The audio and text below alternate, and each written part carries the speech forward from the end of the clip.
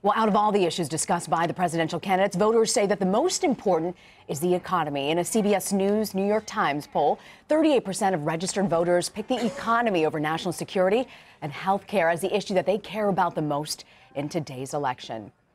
Joining us now, Jill Schlesinger, who's going to talk the markets with us. Jill, there's been this common sense on Wall Street that if Donald Trump comes in, it's sort of against the poll numbers. We see Hillary Clinton with a 4-point lead, that somehow the markets are going to tank. Is that a crazy analogy to have? Well, the thing is that when you look at the market trend of the last few weeks, you do see that stock investors would prefer a Hillary Clinton presidency. As her poll numbers were trending better, markets were creeping higher. We have that FBI letter that comes out a week and a half ago Friday, right? And all of a sudden, the markets are down 3% over the course of 9 sessions. We have the resolution of that matter on Sunday. Yesterday, markets jumped by 2.2%. So what's at the core here is that the investment community is quite concerned about 2 cornerstones of Donald Trump's platform. Number one, this idea of ripping up trade agreements is very destabilizing to a lot of big companies that are here in the U.S., but also across the world.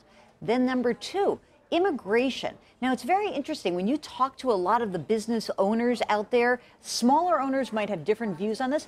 Big businesses, they like immigration. And in fact, if you look at the Chamber of Commerce, it has been very strongly advocating for immigration reform. So put those two things together and you see that investors, stock investors specifically, very much nervous about what a Donald J. Trump presidency would mean. But why is there a divide? 51%, according to a CBS News poll, 51% of people polled say they actually think Donald Trump will be better with the economy. So why is there a divide between Wall Street and folks on the ground? Well, I mean, look, people on the ground hear certain things and it sounds good, but there's nothing to back it up. And let me give you a case in point. This has been kind of driving me nuts throughout the election, which is no matter what, we have this whole hyper focus on manufacturing.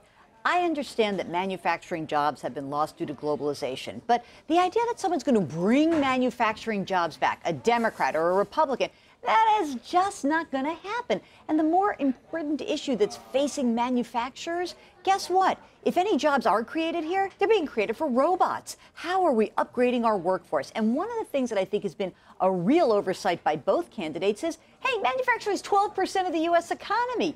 88% is service sector. How are we raising wages for the service sector employees in this country? There's far more people that are employed by service sector than manufacturing. Yeah, that's the big question, Jill. A lot of people, harp on those words that Donald Trump says about ripping up some of these trade deals without realizing that in the long run that will actually hurt the U.S. economy. The other issue that he's talked about is imposing tariffs on countries that are seeking to import their goods here into the country. Now, it's interesting to me because that doesn't seem to be, Republicans generally embrace the free market. That is not the free market.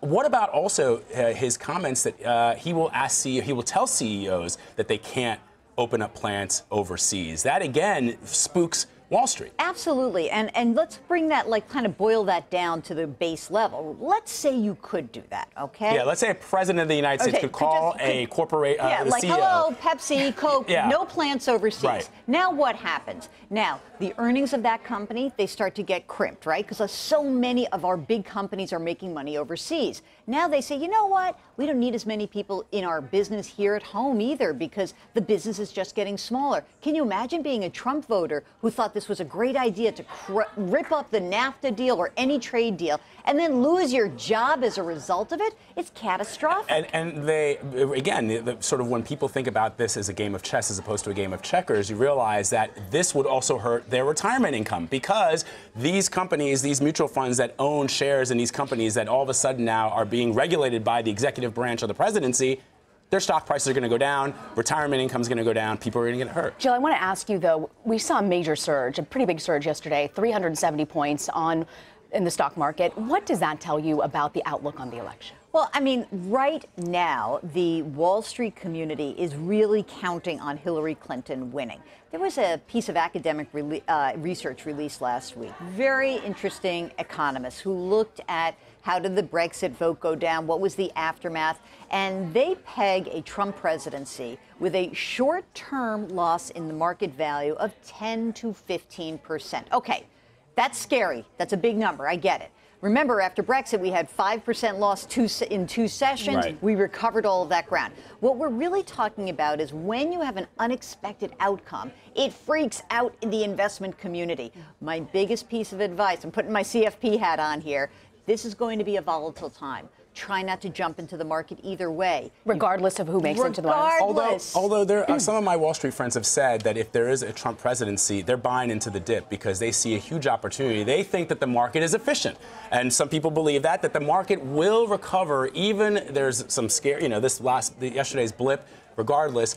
Market will recover because it is efficient at the end of the day. Do you agree? I don't agree with market timing. So that's my biggest issue, because first of all, you'd have to have money freed up right now to do that. Let's say you don't. That means you've got to sell today and you've got to execute a buy at some point. You don't know when. My theory on this is market timing rarely pans out. So let's leave that. You want to be a hedge fund dude and roll the dice? Sure. But stick to your low-cost index funds. Don't mess around. Keep your head down. Do what you're supposed to do, and you will probably be okay. Mama always told me, save your pennies for a rainy day. Diversify and rebalance. No, don't save them. Put them in the market. Right. Okay. Diversify and rebalance. Invest. Tell your mom That's what Aunt Jill's telling you today. Jill Schlesinger, always great to have you. Thanks, Jill. Thank you, Jill.